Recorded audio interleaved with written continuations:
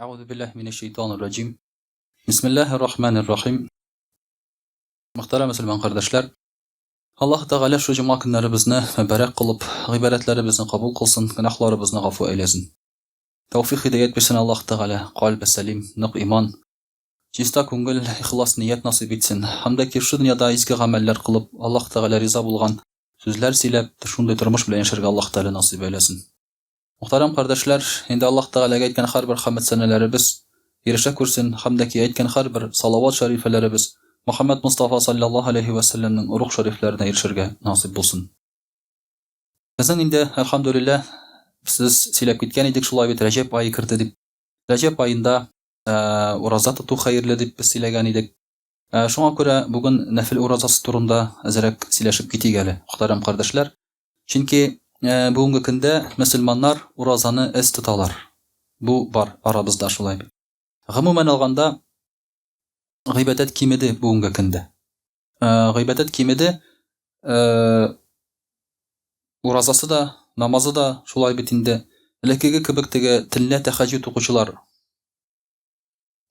Yok indi hazır mescitlerde şulay bit. İde de indi ul bik okumuyorlar. Buna şuna göre de muhterem kardeşler hali bir kine silep turam. Metem sadakаны da hazır sırap alırga kerek.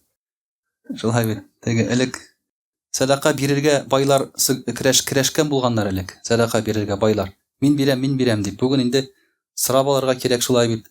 Mescitke berenese sadaka sırası bulsa işikni yavup, işikni biklep, çıkıp kaçmasınlar deyip her bir kişi yanına kelip şulay bitinde tege tübeteyni salıp davay kuzine qarap saldı betirge kerek şulay bittige cemaat cennet bola beregiz deyip alayğını aldalap bolmay hazır kişini şulay bitinde kişi aldalap degen sözü binde hoştırnaklar içinde kişiге hazır Allah'ın rizalığı bir kerek mi?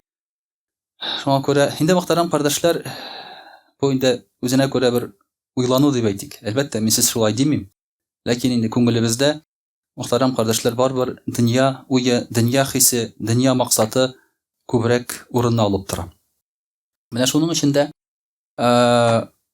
uraza tutu, ham uraza tutu, nafil urazasını tutu. Ramazandan tış, başka günlerde, başka aylarda bu bizni Allah-u Teala rizalığına kaytara tırgan amellerinin birisi. Çünkü bizni bir kim mecbur etmey. Şulay bir farz degen nerse yok. Uraza tutmasagız temuhka kiresiz deyip bir kim aytmey bizge. Ya bulmasan da uraza tutmasan seni açı olmuş kişi yok. Nafil şunday amel, nafil amelleri. Şunun içinde sen tutasın iken demek Allah Teala'nın rizalığı için. Tahajjud okuyorsun iken Allah Teala'nın rizalığı için deyip durasın. Kimdendir korkup değil.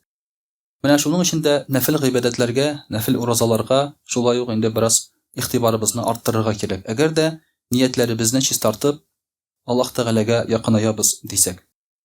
Muhterem kardeşler, nafil urazasına kilgende bu bir acayip uraza, nafil urazası. Çünkü bütün kişi aşağında sen aşamaysın. Bu indi özüne göre bir hikmet. Hayten bit seni bir kim mecbur etmey, hem bir kim de seni uraza deb oylamay. Şu şekilde. Çünkü kişi gadette mesela onday günlerde uraza tutmuş şulay bir. Aytik Müslüman illerinde Türkiye bulsun, Garip illeri bulsun.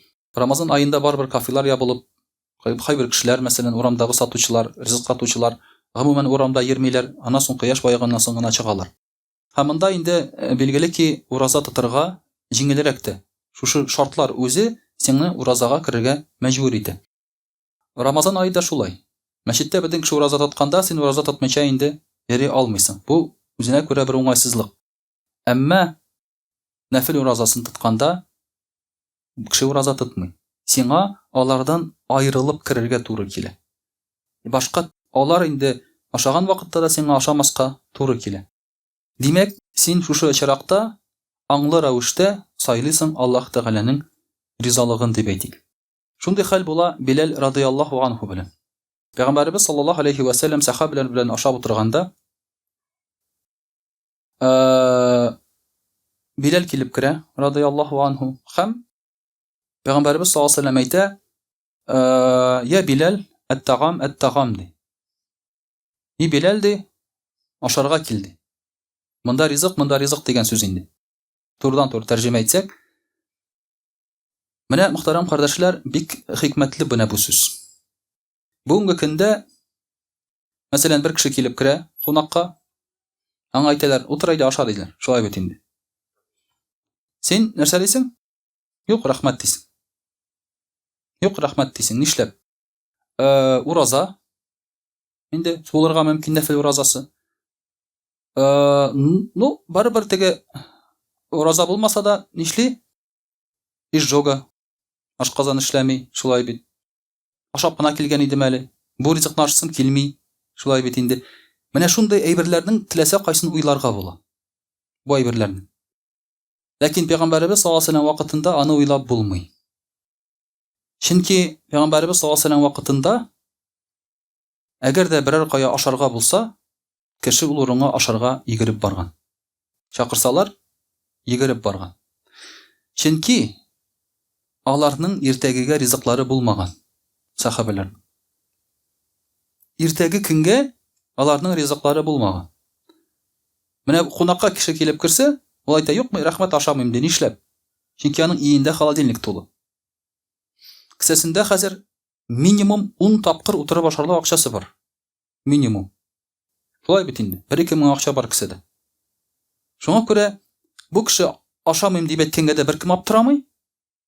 Һәм бу кеше дә рәхәтләнеп, юк, рәхмәт дип баш тарта ала. Менә шушы Пәйгамбәрбез саллаллаһу алейһи ва саллям ат-тагам дип әйтүе ашык, монда ашарга бар. Ашап калык иртәгә, берсе көнгә, бәлки киләчәктә, бәлки бер атна, бәлки бер ай безнең ашарыбызга булмаска мөмкин дип әйтә Пәйгамбәрбез саллаллаһу алейһи ва саллям. Аның әйтүе шулай, мәгънәсе.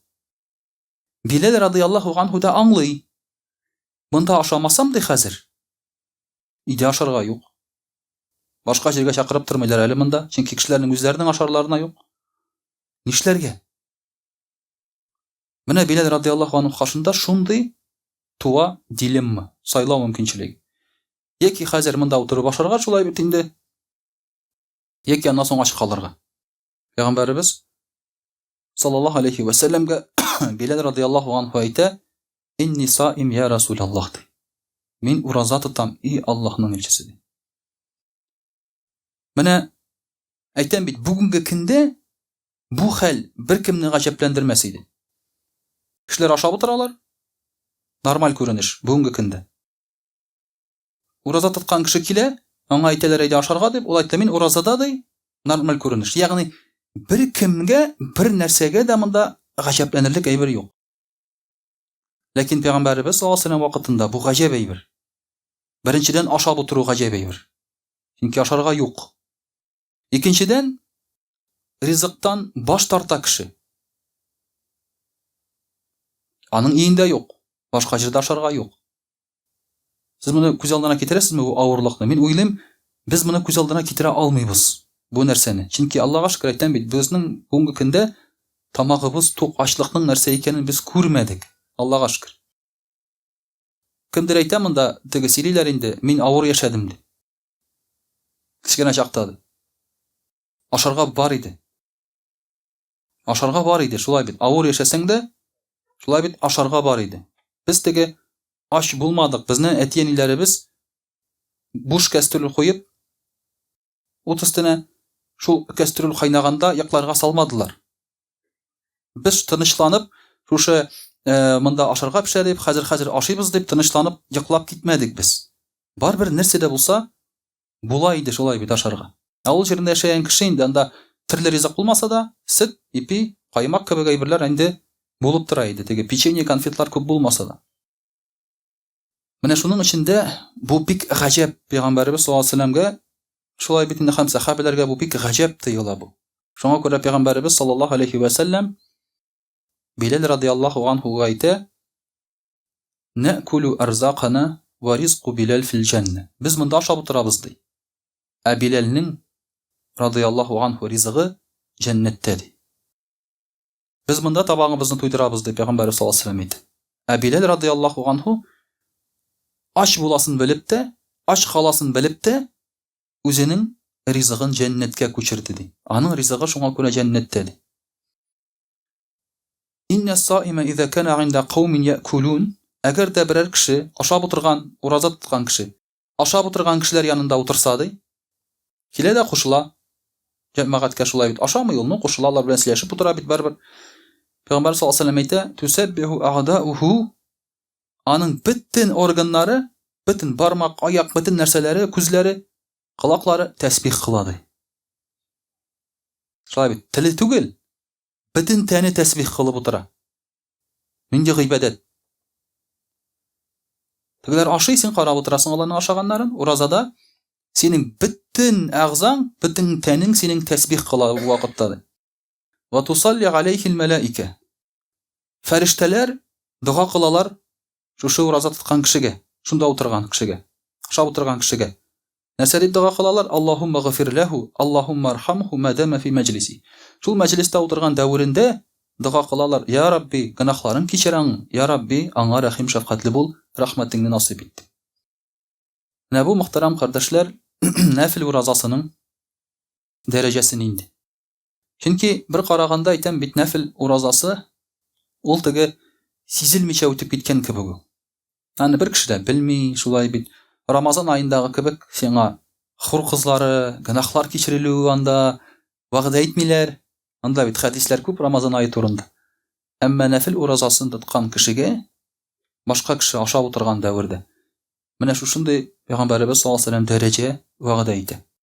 Шуңа күрә дә әлбәттә инде моңа кызыкмыйча булмый, әгәр ахират теләсә кеше. Бу дөнья ризыгы нәрсә? Бүгенге көндә, әлхәмдүлилләh, без дөнья ризыгына инде шаккатмыйбыз.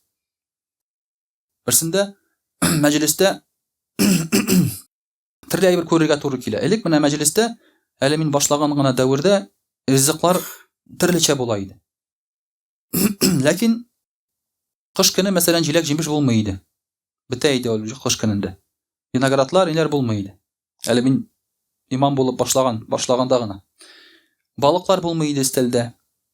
Тавык булырга мөмкин инде, мондый ит булырга мөмкин, шулай бит. Бүгенге көндә җиләк җимеш ел әйләнәсе. Мәҗлис оештырсалар. Хәзер мин сезне кызыктырып бетерәм, димме? Бөтенегез хәзрәт булырга чабассınız. Җиләк җимеш стел тулы. Итнең бөтен төре бар. Пешкәне, кыздырганы, шул исәптән балыкта. Балыкның берничә төре. Копченый балык, копченый скумбрия, копченый сельдь, шулай бит инде. Пешкән балык мондый судактыр, тегесе. Хәзрәт нинди мәҗлисләргә җыри икән ул? Ват шулай ул җегетләр. Авыр ие. Түзәбез инде авыр булса да. Теге. Инде менә шундый ризыклар. Инде конфетлар анда берничә төрле теге печеньедер, чәй эчәргә куйган әйберләр, аларны санап та тормыйбыз. Салат. Минимум 2 төрле салат була стәл өстендә. Әле бу бит ашлар бар бит әле тагын. Ит белән бәрәңгеләр бар. Ит белән бәрәңге янына бәлеш чыга. Тагын ит белән бәрәңге шулай бит. Ул да шул ук бит инде. Аның янына тагын чыгарып куярга мөмкиннәр диге белән шулай бит инде. Буларның бөтенесен ашый башлаганчы халадис чыга. Бүгенге көндә менә шушы ризыкларны санап киттек, шулай бит инде. Бу әкияттәге санау кебек бу. Әкияттә шулай саныйлар, шулай бит инде. Монда шундый ризык дип теге рәхәтләнеп ашый бешәбез дип утырабыз дип әкияттә генә бу. Ләкин бүгенге көндә бу хакыйкать тормыш шулай. Бүгенге көндә кешене ризык белән гаҗәпләндереп булмый. Ләкин бер тапкыр гаҗәпләндерделәр. Осьминог бар истәл өстендә. Осьминог нәрсә була ул? Татарча. 8 аяк буламы? Насыл сараканышка. Осьминог. Но мондай зур түгел. Андый зур булса, вообще куркыныч була бит инде ул. Улай сиңа карап утырса, улай бит инде күзләре белән. Бу кичкенә менә мондай осьминоглар тәлинкәгә салганнар. Хәзрәт аша диде. Безнең мәсхаб буенча бу ярамый. Әбу Ханифа мәсхабы буенча. Беренчедән. Ансыра мин сүз әйтмәдем. Алар мурт икенче мәсхабтадыр, шулай. Кем белгән аларны? Аны бит әничектер куркыныч бит әле ашырга. Авыз эчендә нишләр ул, кем белгән аны, алып кабасың ул анда әллә мондай булай. Аны ничек җитасың шулай? Мен аны күз алдыма китерә алмадым. Шуңа күрә әйтәм, юк, рәхмәт япсын әйтәм. Дип кенә баш тарттым инде. Менә шундый нәрсә дә бар иде.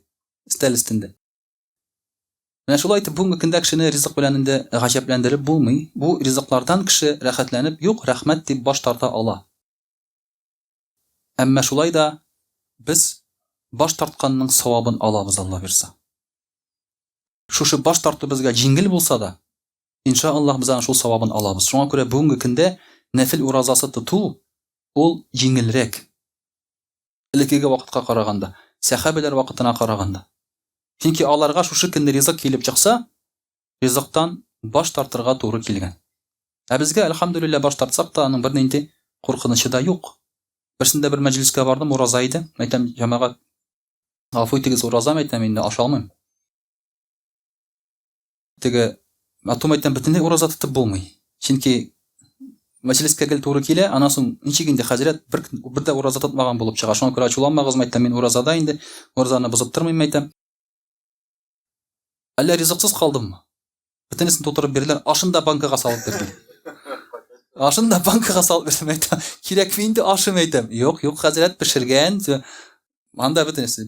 Ашы да, тегесе дә бөтенесен мин мондый пакет белән инде чыгып киттем. Алар ашаганда карап утырдым инде. Шулай бит инде әзрәк шунда. Алай да ач калмыйсың барбер. Әлхәмдүлиллә, әле бүгенге көн бит бу мөхтәрәм караш. Элек ачта калырга мөмкин иде, ягъни сиңа бирүче кеше булмаска мөмкин. Әмма элек шулай булса да сахабиләребез безнең ураза тотырга тырышканнар. Абу Муса радиллаһу анху, Абу Муса әл-Ашғари турында сүз бара. Берсендә суга чыгалар, су өстендә киме белән, карап белән баралар инде.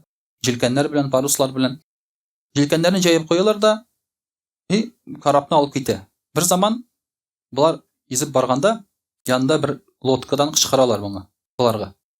Туктагыз дип кычкыралар. Булар инде әйтә, без зур корабль, без туктай алмыйбыз, җилкән куелган, шулай бит инде дип әйтәләр. 7 тапкыр кычкыра бу кеше. Абу Муса радиллаһу анху аннан соң инде әйтә, әйт моннан гына ди, нәрсә әйтмәкче идең безгә ди. Ник нәрсәгә туктатасың безне дигәчтен, бер сүзем бар сезгә ди, шушы кеше әйтте. Нинди сүзе бар икән? Бу дөньяда аптырарсың шулай бит. Менә урамда берсе тукта дип кычкырса, берсе сиңа шулай бит. Нәрсә инде бу? Акча сорыйдыр инде шулай бит. Акча сорарга туктатадыр инде, я берәр урам сорыйдыр инде. Шуңа күрә тизрәк качырга тырышасың аны чакта. Берәрсе кычкырса, ишетмәмешкә салышасың. Мин түгел ул дисең.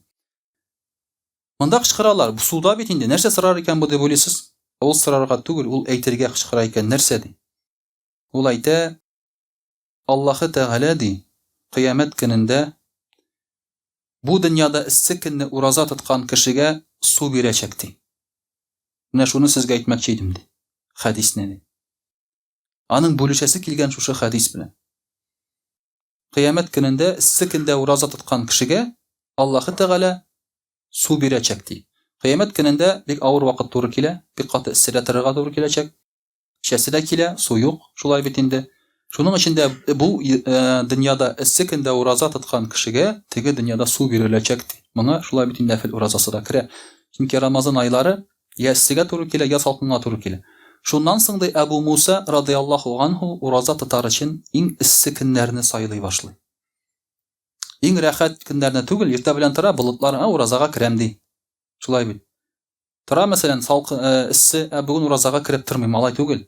Киресенчә иң эссе көннәрне сайлый иде. Уразага керергә шушы уразаның ләззәтен, рәхәтен табырга ди, мөхтәрәм кардәшләр.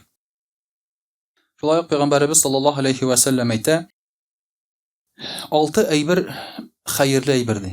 6 әйбер. Беренчесе ди, кылыч белән дошманга каршы сугышу ди. Ни өчен хәерле әйбер? Чөнки бу җиңел әйбер түгел бу.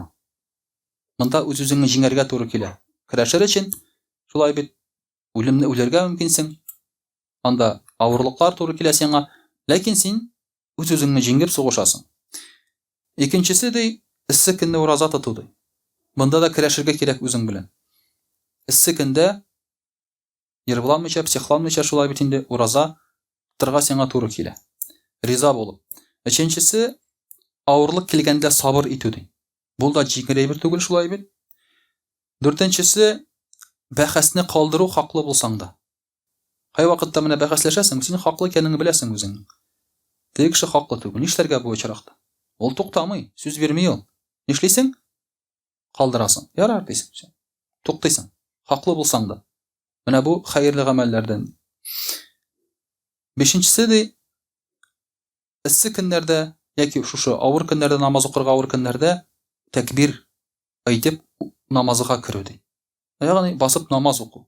Киресенчә авырлык вакытларында Пәйгамбәр саллаллаһу алейһи ва сәллям тагын бер мисал китерә, сәфәрдә төнге намаз уку, тәһаҗҗүд намазы уку. Чөнки сәфәрдә кеше ара, төнлә йоклыйсы килә, бу кеше намаз укый. Һәм алтынчысы ди, Кыш көнендә әйбәтләп ураз тәһарәт алу. Әйбәтләп алу, тиз-тиз генә түгел, әйбәтләп алу уразаны, тәһарәтне. Тәһарәт, мөхтәрәм кардәшләр, кыш көне инде авыррак. Көн салкын, су салкын, шулай бит. Монда инде тырышып алырга туры килә. Менә булар бөтенесе дә авырлыкка карамастан, шушы авырлыкны җиңеп, шуңа түзеп, үзеңне җиңеп, нәфсеңне җиңеп эшләнә торган эшләр, шуңа күрә булар хәерле эшләр дип Пәйгамбәрбез саллаллаһу алейхи ва саллям. Әйтәм бит, менә бүгенге көндә, әлхәмдүлилләh, безгә күп нәрсә белән көрәшергә туры килми. Күп нәрсә белән. Менә без мәчеттә утырабыз, бер караганда безгә уңайсыз утырырга. Ләкин истән кояш кыздырмый. Салкын түгел. Шулай бит. Тирләсәк тә безгә салкын түгел. Истән кояш кыздырып тормый, белгә эрми, чебен чирки борчымый. Бу элекеге белән чагыштырганда бу яхшы шартлар. Шушы шартларда бүген безгә әлхәмдүлилләh гыйбадәт кылырга Аллаһ Тәгалә насыйп итте. Тәһарәт, җылы су. Бүген иртә белән торып, мәсәлән, кем керосинка кабызып, су җылытып йөри, мич кабызып. Әчтең җылы су килеп тора, шулай бит, агып тора. Бүгенге көндә гыйбадәт кылуы бик җиңел. Ләкин әгәр ниндидер авырлык булса да, син аның белән очрашасың икән, син үзеңне җиңеп, буларны үтәсәң, ул хәерле, бәрәкәтле булады. Инде иншаллаһ, мөхтәрәм кардәшләр, русчада сөйләп китәрбез. А'удhu billahi minash shaitanir rajim. Бисмиллахир-рахманир рахим. Дорогие друзья, сегодня мы с вами говорим о добровольном посте, добровольный ураза. Сейчас у нас идет благословенные месяцы Раджаб, Шахбан, потом идет Рамазан, и поэтому к Рамазану надо потихоньку уже готовиться. Может даже не потихоньку, а более так интенсивно, так скажем. Готовиться — это значит готовиться духовно, брать знания, укреплять знания насчет уразы, также меньше грешить, потому что если ты с грехами войдешь в уразу, держать уразу будет сложнее. Уже надо готовиться к этому моменту. Ну и, конечно, физически мы должны тренироваться, это держать добровольные посты, добровольные ураза.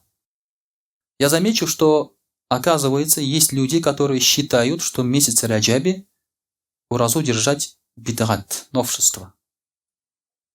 Есть, оказывается, такие ребята. Не только в наше время, это еще были и в те времена. То есть с неба просто слово это не появилось. У посланника Аллаха, саллаллаху алейхи ва саллям, есть хадис, где сказано, что если человек держит уразу месяц Мухаррам, да, то получает там большой саваб за это. Опираясь на это, ученые сказали, месяц Мухаррам — это харам, запрещенный месяц. И Раджаб, в свою очередь, тоже, говорит, из запрещенных месяцев. И поэтому держать в этом месяце уразу, несмотря на то, что нет каких-то определенных хадисов, да, как, например, про месяц Шахбан, про месяц Шауаль, про месяц Мухаррам, про Гашура, например, да, нет каких-то таких хадисов, это, говорит, сунна аль-фадиля. Это тоже сунна. Превосходная сунна. И поэтому держать месяц Раджаб уразу тоже поощряемо, и за это будет, иншаллах, большая награда. Дорогие друзья, также держать добровольный пост — это один из видов поклонения, который позволяет нам заслужить любовь Аллаха. Есть хадис, где говорится, что если человек, про Аллах Тааля говорит, если, как мой раб, совершает фарз, то он приблизится ко мне. Если он совершает нафиль, добровольное что-то, то я начинаю его любить. Аллах Тааля говорит. Здесь разница большая. Если вы, например, даете своей жене или девушке подарки только на 8 марта, на день рождения, на Новый год и другие праздники, то вы просто к ней приближаетесь. А если вы даете просто, без причины, то она начинает вас любить. Чувствуете разницу? Да, вот вы в день рождения что-то подарили. Все дают в день рождения. И сосед вон зашел, подарил. И папа с мамой тоже подарили. А ты не в день рождения, а просто так. Пришел и подарил iPhone. Просто так, да? Она сразу: я тебя люблю, Если машину дашь, в замуж пойду вообще. Да? Если машину подаришь. И все. Это вам тренинг. Как называется это? Пикап, по-моему, да? Как клеить девушек. Тренинг вам вот сразу. Я же говорю, в мечеть идете, все получаете. Сразу же. На все вопросы у вас ответы есть уже в мечети. Никуда ходить не надо. Это действительно так. Потому что ты чувствуешь, и друзья, они тоже, например, просто так дают тебе подарки. Приходят и говорят, вот. Говорят, за что? Говорят, просто так. Ты сразу проникаешься уже теплыми чувствами к этому человеку.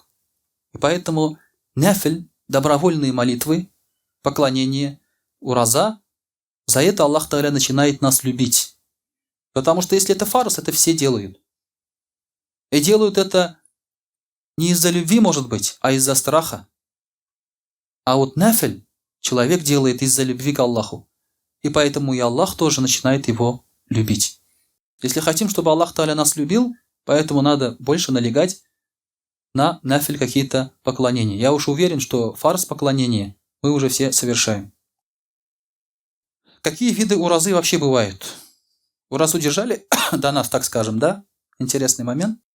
От Ибн Аббаса, ради Аллаху анху, передается, один человек спросил его о посте. Ибн Аббас сказал, я, говорит, расскажу тебе о такой хадис, который я храню как подарок. То есть, это очень красивый хадис, говорит, я, говорит, расскажу тебе об этом. Если ты желаешь поститься, как Дауд, алейхиссалям, Дауд, алейхиссалям, тоже держал уразу, то поистине Дауд, алейхиссалям, говорит, один день держал уразу, один день нет. То есть через день он держал уразу. Это пост Дауда называется. Один день держишь, один день нет. Если, говорит, ты хочешь поститься, как сын Дауда, Сулейман, алейхиссалям, то он постился в начале, середине и в конце каждого месяца. То есть по 3 дня. 3 дня в начале, 3 дня в середине, 3 дня в конце месяца. Это как пост Сулеймана, алейхиссалям. Если ты желаешь поститься, как постился Иса, алейхиссалям, то он постился всю жизнь. Каждый день. Представляете? Иса, алейхиссалям, постился всю жизнь и каждый день. Это очень серьезный пост. Его пищей был ячмень, а одежда была твердой шерсти. Куда бы ни ступала нога Иса, алейхиссалям, и там его заставала ночь, он всю ночь читал намаз до рассвета. Это Иса, алейхиссалям. И где бы он ни находился, куда бы он ни пришел, где бы ни останавливался, там он читал 2 раката намаз. То есть остановился в отеле, на ночлег где-нибудь, в пикник, где-то там, да, в современной интерпретации, на рыбалку пришел, 2 раката намаз читал во всех этих местах. Если ночью где-то ночевал, то всю ночь поклонялся Иса, алейхиссалям. Если, говорит, ты хочешь поститься, как Марьям, мама Иса, алейхиссалям, да, то она постилась 2 дня, а потом 2 дня прерывала. То есть 2 дня держала уразу, 2 дня не держала. Если, говорит, ты желаешь поститься так, как постился наилучший из людей, Мухаммад, саллаллаху алейхи вассалям, то он постился по 3 дня ежемесячно. 13, 14 и 15 дни каждого месяца. А мы знаем, что эти месяцы мы считаем по Зульхиджа, по Хиджра, то есть считаем по месяцам мусульманским. И это добровольный пост. Если кто так держит каждый месяц по 3 дня, то как будто, говорит, он всю жизнь держит уразу. Наш пост самый легкий. Я уже неоднократно говорил, что поклонение мусульман – это самое легкое поклонение. Намаз, ураза там и так далее. Раньше было сложнее. И по дням у них было больше. И условий для поста тоже было больше. Например, раньше не разрешалось спать с женой во время поста вообще. Ни днем, ни ночью. Нам ночью можно. Поэтому все было сложнее. Сейчас это упростилось, дорогие друзья. Сейчас стало намного проще. По 3 дня каждый месяц и как будто ты держал уразу всю жизнь. Вот это нафиль поклонение. Но даже этого, дорогие друзья, иногда мы не соблюдаем. Пророк ﷺ сказал, кто держит уразу, вот каждый месяц, так скажем, да, и получается он держит уразу всю жизнь, то джаханнам, ад, для него будет маленьким, говорит, узким. Пророк ﷺ вот так показал, соединил два пальца, узкий, говорит, будет, маленький будет, то есть он туда не сможет войти. Его туда не пустят, не сможет он туда войти. Также Пророк ﷺ сказал, мне, говорит, предоставили ключи от земных богатств, от богатств этой земли. И здесь вот Пророк ﷺ сказал, хазаину дунья – это богатство мира, и кунузуль арт – то, что зарыто в земле. Недра. Пророку ﷺ предложили богатство мира, то, что лежит сейчас, да, на поверхности, и то, что лежит под землей. Это и зарытые богатства. Но под землей, дорогие друзья, они тогда еще не знали, что там лежит под землей, какие богатства есть. Сейчас очень большие богатства лежат у нас под землей. Это не только золото и серебро. Это многие драгоценные металлы. Это и нефть, и все остальное, и газ, и так далее. Все это предложили пророку, саллаллаху алейхи вассалям. Это предложили одному человеку. Он сказал, ты будешь этим всем владеть. Пророк, саллаллаху алейхи вассалям, отказался и сказал, я буду держать уразу один день буду кушать. Я, когда буду сыт, буду благодарить Аллаха, а когда буду держать уразу, буду молиться и терпеть. О чем этот хадис говорит, как вы думаете? Этот хадис говорит о том, что держать уразу, потом прерывать ее, то есть день держишь, день нет. Когда ты так держишь уразу, то как будто у тебя богатство всей земли и недр. Этот человек обладает всеми этими богатствами. Человек, который сидит на трубе газовой, является генеральным директором какой-то там организации, там чего-то пром, например, да? Или там чего-то там какой-то организации другой. Он не хозяин этого. Он временный управляющий. А тот, кто держит уразу, вот он хозяин, оказывается. Поэтому Пророк ﷺ сказал, если бы цари знали, какое у вас есть богатство, чем вы владеете, какое удовольствие вы получаете от поклонения, говорит, они сражались бы за это. Если бы цари узнали об этом. Если бы вот эти олигархи, богатые люди знали, что нам дает, нам, беднякам, так скажем, да, которые сидят в мечети, которые закат не могут платить, которые сейчас там спешат на работу, если бы они знали, чем мы владеем, они бы, говорит, сражались за это. А мы иногда им завидуем. Не за что завидовать. Мы богаче, говорит. Мы богаче намного, говорит Пророк ﷺ. Поэтому, дорогие друзья, надо стараться таким образом держать пост. Однажды Абу Зар, рады Аллаху анху, пришел в гости к Умару, рады Аллаху анху. Умар, рады Аллаху анху, говорит, ты ураза? Абу Зар, рады Аллаху анху, говорит, да, я, говорит, ураза. Но он все равно сел, пришел. Когда начали выносить еду, Абу Зар потянулся за едой. Рады Аллаху анху. Умар, рады Аллаху анху, схватил его руку. Тебя, говорит, ураза. Ты же сказал, что у тебя ураза. Абу Зар, рады Аллаху анху, сказал. Я, говорит, каждый месяц по 3 дня держу уразу, говорит. Поэтому я всю жизнь держу уразу. И когда я сказал, что у меня ураза, я имел в виду это говорит, что даже когда кушаю, у меня ураза. Ну, с татарами знаком был, наверное. То есть, когда, говорит, даже я держу, даже когда кушаю, у меня ураза. Поэтому, дорогие друзья, тот, кто держит по 3 дня хотя бы пост в каждом месяце, он даже когда кушает в остальные дни, тоже считается как ураза. Это ли не великая честь?